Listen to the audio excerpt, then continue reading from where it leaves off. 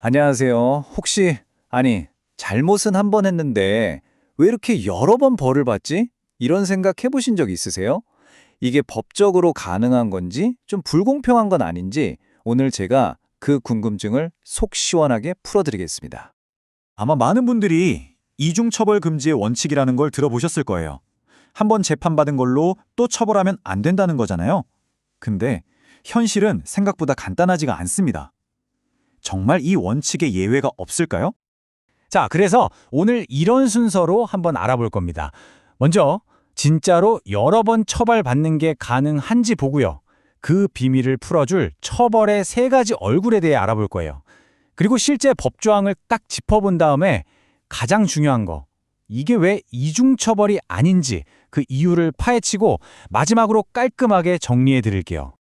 아니, 상식적으로 한번 생각해 보세요. 잘못 하나 했는데 벌금도 내고 가게 문도 닫으라고 하고 심지어 감옥까지 가라고 한다면 이거 진짜 억울하잖아요? 근데요, 놀랍게도 법의 세계에서는 이게 가능합니다. 어떻게 가능하냐고요? 그건 바로 우리가 처벌이라고 부르는 것들의 종류가 다르기 때문이에요.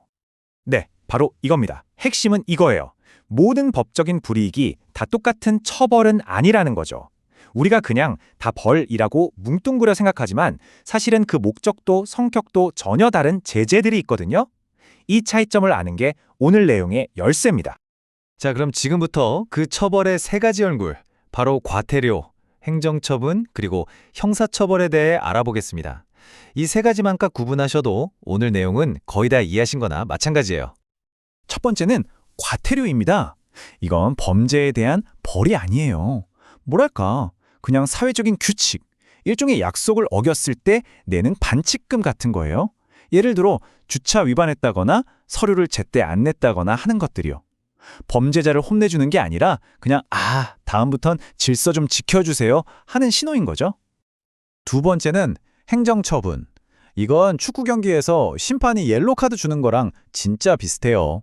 어떤 사업자가 규칙을 어기면서 장사를 해요. 그럼 정부가 잠깐만요. 그렇게 하시면 안 되죠 하면서 영업정지나 허가 취소 같은 걸 내리는 거예요. 범죄자라서가 아니라 그 사업 분야의 룰을 지키게 하려는 거죠. 그리고 마지막, 형사처벌. 이게 바로 우리가 진짜 처벌이라고 생각하는 그거예요. 단순한 규칙 위반을 넘어서 사회 전체에 해를 끼치는 범죄를 저질렀을 때 국가가 내리는 아주 무거운 제재죠. 징역이나 벌금 같은 거요. 앞에 두 개랑은 차원이 다르다고 보시면 됩니다. 자, 개념은 이제 알았으니까 이게 실제로 어떻게 쓰이는지 봐야겠죠? 아주 딱 맞는 예시가 있어요. 우리나라 경비업법을 보면요. 딱 한 가지 잘못으로 방금 말한 세 가지 제재를 전부 다 받을 수 있는 조항이 있습니다. 한번 같이 보실까요? 바로 이겁니다. 경비업체가 허가도 안 받고 집단 민원 현장, 그러니까 시비나 분쟁이 일어나는 곳에 경비원을 배치한 경우예요. 그냥 잘못 배치했네 하고 끝날 문제가 아니에요. 이 행동 하나에 세 가지 다른 종류의 책임이 숨어 있습니다. 자, 다음 표를 보면 한눈에 이해가 되실 거예요. 자, 이 표정 보세요. 진짜 신기하죠? 허가 없이 경비원을 배치했다는 똑같은 행동 하나가요. 먼저 경비업법 28조를 위반해서 형사처벌로 징역이나 벌금을 받을 수 있고요. 동시에 19조에 따라서 행정처분으로 영업정지나 허가 취소를 당할 수도 있어요. 근데 여기서 끝이 아니에요. 31조에 따라서 또 과태료까지 내야 할 수도 있다는 겁니다. 와, 정말 하나의 법안에 이 세 가지가 다 들어가 있는 거죠. 자, 그럼 이제 제일 궁금했던 질문에 답을 할 시간입니다. 아니, 이게 어떻게 이중처벌이 아니에요? 라고 생각하고 계시죠? 네, 지금부터 그 이유를 법적으로, 하지만 아주 쉽게 설명해 드릴게요. 핵심은 이 문장에 다 들어 있습니다. 이중처벌금지 원칙이라는 건요, 똑같은 범죄에 대해서 형사처벌을 두 번 하면 안 된다는 뜻이에요. 여기서 제일 중요한 단어가 뭔지 아시겠어요? 바로 형사처벌입니다. 이 원칙은 오직 형사처벌에만 해당되는 거예요. 이 그림을 보시면 차이가 확 느껴지실 거예요. 왼쪽에 있는 이중처벌금지는 말 그대로 형사처벌이라는 한 가지 종류의 벌을 두 번 주지 말라는 거고요. 오른쪽에 있는 우리가 지금 보는 사례는 처벌의 병과라고 해서 하나의 행동에 대해서 성격이 전혀 다른 여러 종류의 제재, 즉 형사, 행정, 과태료를 같이 부과하는 거예요. 왜냐하면 그 행동 하나가 여러 종류의 규칙을 동시에 어겼기 때문이죠. 목적이 완전히 다른 겁니다. 다시 경비업법 사례로 돌아가 볼까요? 자, 형사처벌은 사회 질서를 해쳤으니까 벌을 주는 거고요. 행정처분은 사업 규칙을 어겼으니 바로잡으라는 거고요. 과태료는 신청하라는 절차를 안 지켰으니까 내라는 거예요. 어때요? 세 가지 제재의 목적이 전부 다르죠? 그래서 이걸 각각 별개의 책임으로 보고 중복된 처벌이 아니라고 하는 겁니다.